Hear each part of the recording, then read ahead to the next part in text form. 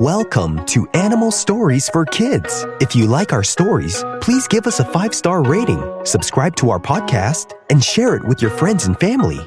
And now, it's time for our story. Once upon a time, there was a barreleye fish named Ezekiel.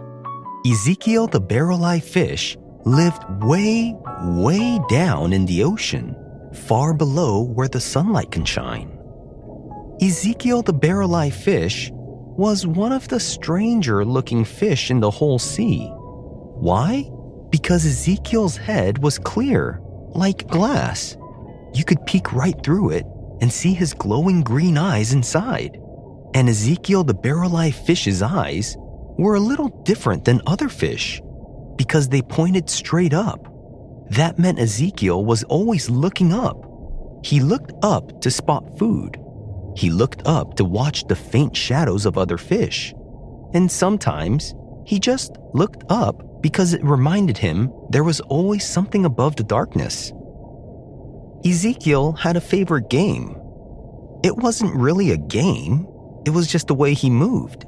And he liked having fun as he moved. Up, forward. Up, forward, he chanted, swiveling his eyes up toward the ocean roof, then forward toward the open water. That's the way his eyes turned, and he liked to practice. His stomach gave a loud grumble. "Oh, hush, you," Ezekiel the barreleye fish chuckled. "Food will come if we're patient. Keep looking up with me," he said to his stomach.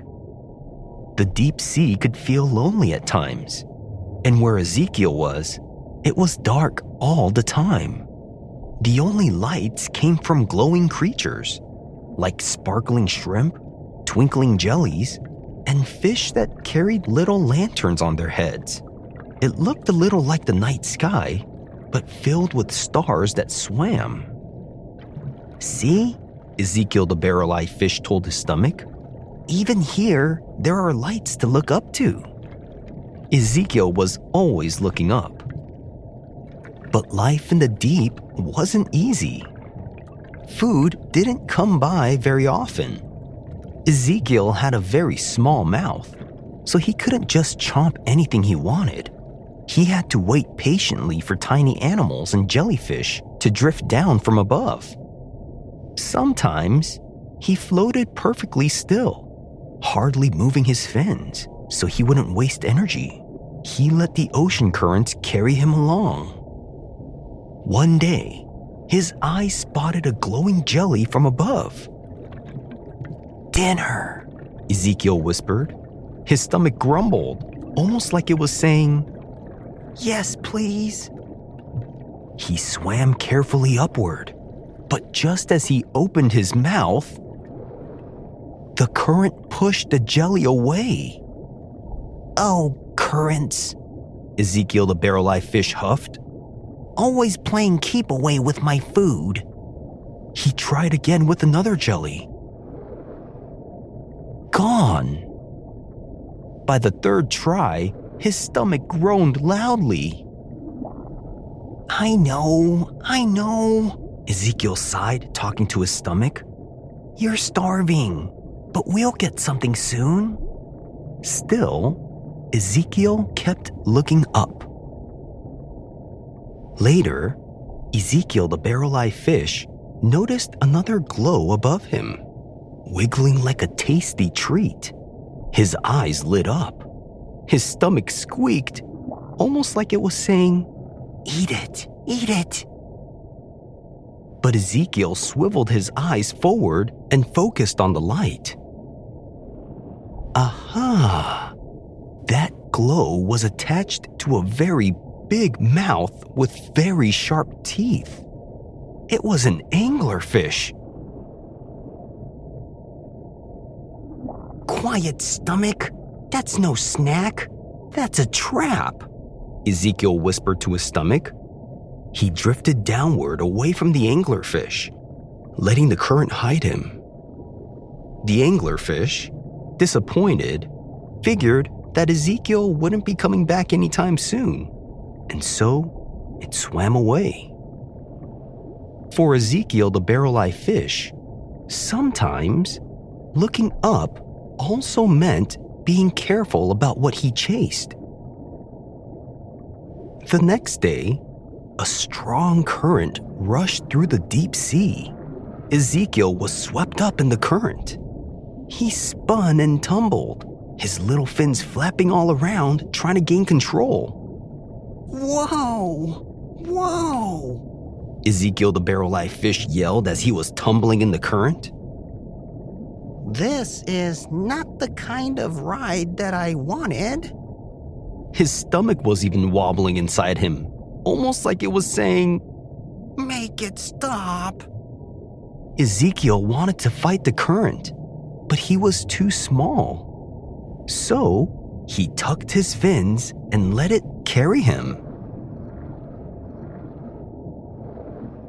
Hours passed, and the current was still carrying Ezekiel, and Ezekiel wondered where he would end up. When the water finally calmed, he swiveled his eyes upward, and he gasped in delight. Above him floated a whole field of glowing jellies, more than he had ever seen. They shimmered all around, just drifting there deep in the ocean. Ezekiel's stomach gave a happy squeal, and Ezekiel the Barreleye Fish said, "Now this is the kind of current I like." Then he snapped up all the drifting jellies that he could until he was full. Not long after, Ezekiel the Barreleye Fish noticed another jelly. But this one wasn't glowing. Its body was floppy and torn, wobbling sadly through the water. Ezekiel swiveled his eyes forward, ready to eat. His stomach even grumbled, almost like it was saying, "Easy snack." But then he stopped. The jelly looked broken and weak. Ezekiel the Barreleye Fish thought about how he had been tossed helplessly through the current, unable to control where he went. He thought about how sometimes he needed help too.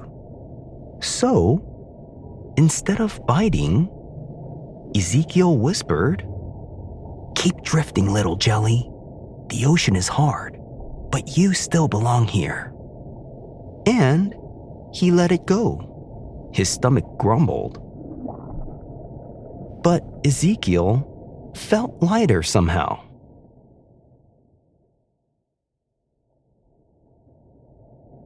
Weeks later, the currents grew still.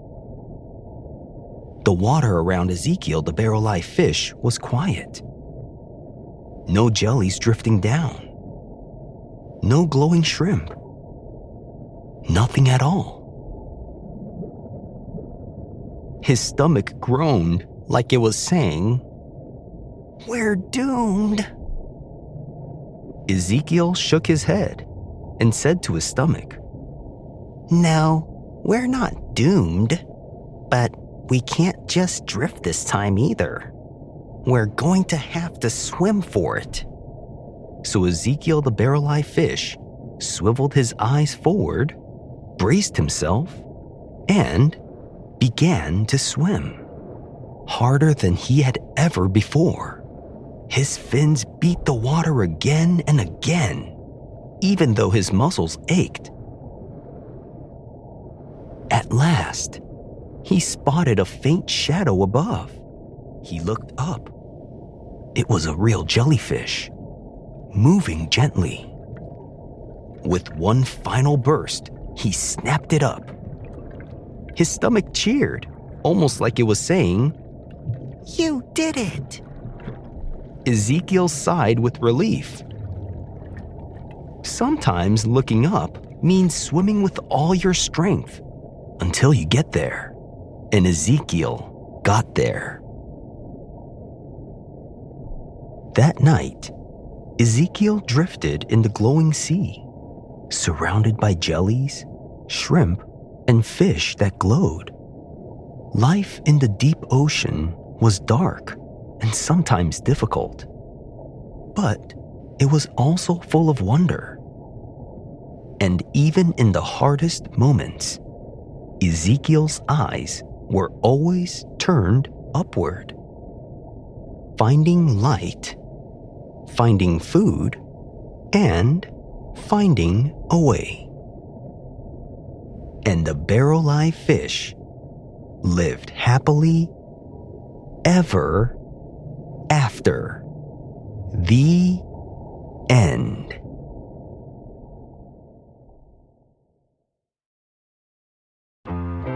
Barreleye fishes belong to the family Opisthopteroctidae. One famous kind is called Macropina microstoma, also known as the Pacific barreleye. Barreleye fishes can be found in the twilight zone of the ocean. That's about 2,000 to 2,600 feet deep in the ocean. Barreleye fish can be found in the Atlantic, Pacific, and Indian Oceans. Barreleye fish, like the Pacific barreleye, can have a see-through head, like a clear bubble, so you can peek inside. Their eyes are large green tubes that point upward. If you're looking at a barreleye fish, like the Pacific barreleye, the two spots near their mouth are not their eyes. They're like fishy nostrils called olfactory organs to help them smell. Barreleye fish can see in low light, but they cannot see very well in color. Barreleye fish can rotate their eyes forward when they spot something to eat. Barreleyes have big, flat fins that help them hover almost motionless in water so they can watch and wait. Barreleyes mostly eat tiny creatures like plankton, siphonophores, small fish, and crustaceans, and little animals stuck on jellyfish. Barreleye fish mainly eat food that drifts their way. There are many kinds of barreleye in the family Opisthopteroctidae. Barreleye fish are still being researched. They were first described in 1939, but only filmed alive for the very first time in the early 2000s using robot cameras from the Monterey Bay Aquarium Research Institute. Barreleye fish are rarely seen because they're shy and they live in places where humans and boats don't normally go. There's still much more to learn about barreleye fishes. Have you seen a real-life barreleye fish before? If you have, where did you see it? Thanks for listening to Animal Stories for Kids. If you like our stories, please give us a 5-star rating, subscribe to our podcast, and share it with your friends and family. Until next time, bye! If your child enjoys cats, drawing, or writing, you might also like my Everyday Cats Journals. They're a 4-book journal series, each with fun covers showing cats with human bodies doing silly and everyday things. Inside, kids can look for little objects from the cover that appear in the top corners of the pages and try to find them all as they write or doodle. The Everyday Cats Journals are available on Amazon. You can find all the details in the show notes.